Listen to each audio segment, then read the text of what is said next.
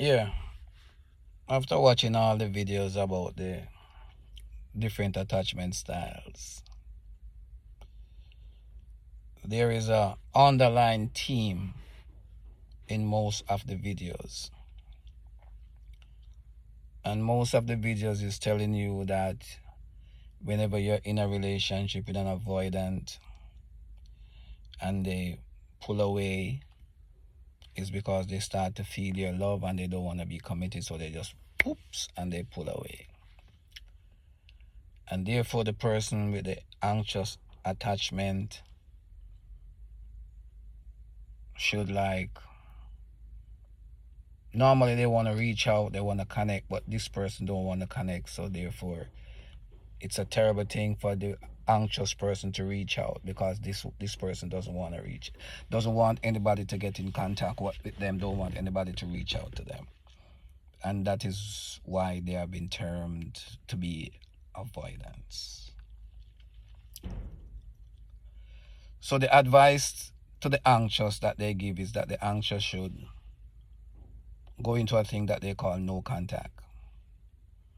Stay far from the person, do not talk to the person, do not text the person, do not reach out to the person, do not watch their social media, do not do nothing of that. And after a couple of months or so, the person will start to miss you, and the person will eventually reach out to you. They will text you or they will try to reach out to you. And that have me thinking, what sense does it make? These two people have been in a relationship, to what I understand. The anxious person is the person that have been keeping the relationship going. They've been doing everything to make sure that the other person is all right, okay, and the relationship is running good. When the other person start to feel, as they say, suffocated, instead of talking it out, instead of trying to fix the problem and see what's going on, then they get up and they vanishes like a magic trick and they disappear. And no matter what the other person do, no communication, nothing moves them, because they already made up in their mind that this was done.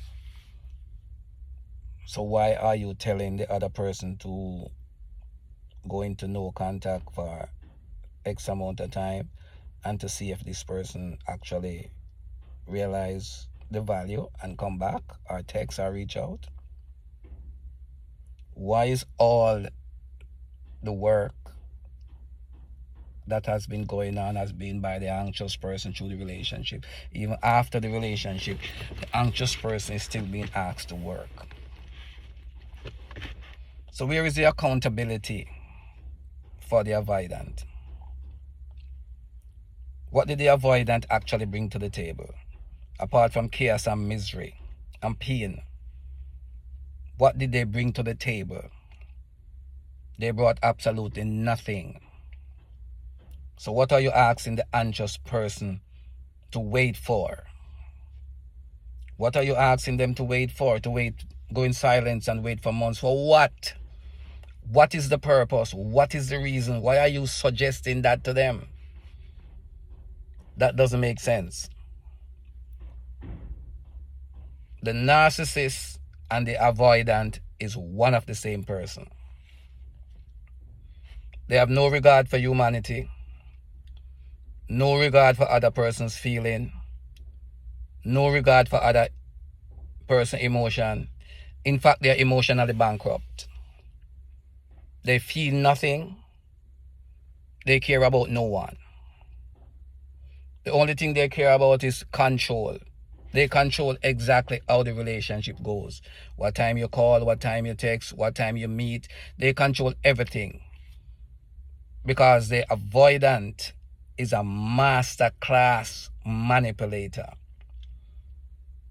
And the only reason why they are in a relationship with you in the first place is because you had something that they wanted.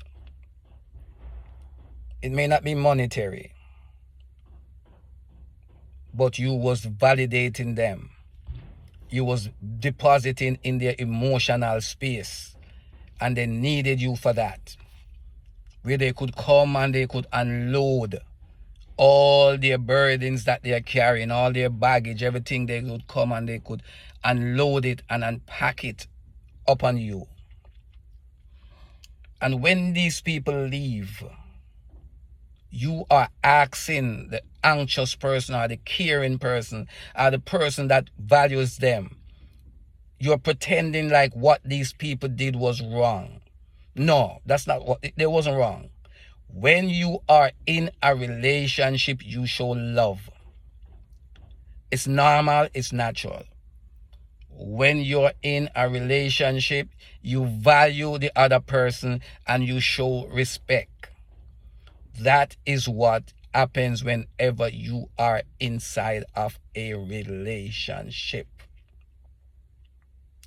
And then to top it off, you're trying to tell the other person that when the avoidant / narcissist, when they walk away from the relationship, that the anxious person or the clear thinking person had invested in for months and months and months, what they have invested in. When you're asking them to be silent and to be quiet and not to confront these monsters, then you are asking the person not to heal. You got to understand that there's a thing called accountability. When somebody does you dirty or does you wrong, it is your duty and your responsibility to let them know exactly how you feel. Because what they're asking you to do is to leave this person to their conscience, or let their conscience be their guide. But the good book said these people have no conscience. They used hot iron years ago and they burned the conscience out. So they have no conscience. They have no feeling. They have no caring. They have nothing at all. Nothing at all going for them. So what you're asking the anxious person to do is very unfair. The anxious person should let these people know exactly what they did, exactly how it affected them, exactly how they hurt them. That's the only way the anxious person is going to heal. They have to get it out there and get it out in the open. That these people don't walk away and think this was just a fender bender and no damage was done. They have to let them understand that major trauma was done. Major emotional damage was done. There's no possible way for two people emotionally can be in a relationship, be in a good relationship, and somebody just get up, boom, and they vanishes, and the next week or so, when you turn around and look, they're in another relationship.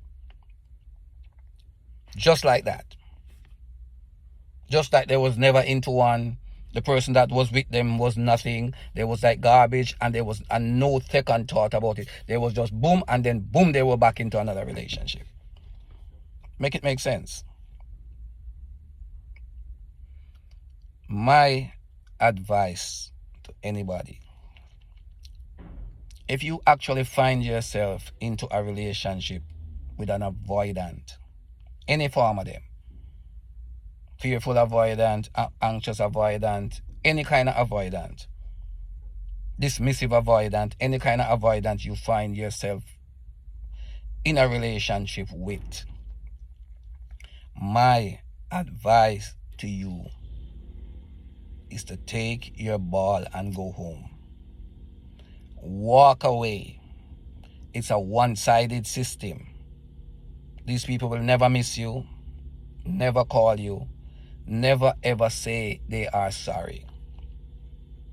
Because on top of these people being avoidant and narcissists, they're full of pride. And their pride will not let them come down to say, I hurt this person, I did wrong, I am sorry. They will never, ever, ever do that. So you got to understand that you're in a relationship where there's no win for you. You will never win because these people don't love. You love, and you love with all your heart. These people do not love. They don't care. They throw you away today and they find a new toy tomorrow. Narcissistic behavior, avoidance. They are narcissists, and the avoidant is one of the same person. That's a relationship you got to walk away from. As I told you in my other video, you got to close the door, you got to shut it, and you got to get a piece of plywood and put behind it. Close that door. It's unhealthy. I would not recommend any clear-minded person to ever enter into a relationship with an avoidant. The very meaning of the word is telling you something. It's telling you you're supposed to avoid them at all costs, at all means. You should avoid these people. They're not nice people. Not nice people. And you got to remember, it's not everything that glitter is gold. They're not nice people. So you got to stay far from the avoidant. Otherwise, you're going to be terrible damage, terrible hurt, and nothing, no redress from them. Not even a simple, I am sorry. In fact, you may not hear from them till weeks and months and years. That's when they're going to call, oh, I'm just checking up on you to see if you're all right. Of course I'm all right. What do you think happened? You thought because you leave I died? No, I didn't die. The avoidance is somebody that you should avoid.